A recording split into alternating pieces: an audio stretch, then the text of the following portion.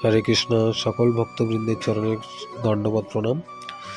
তো ভগবদ্গীতার 18টা অধ্যায়ের মধ্যে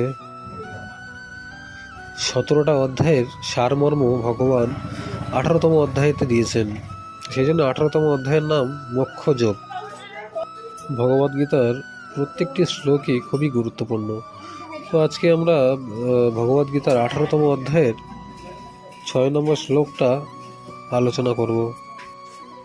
এতন্নপি তু কর্মাণি সঙ্গো ত্যক্তা ফলানি চ কর্তব্যনীতি মে পার্থ নিশ্চিতম উত্তমম।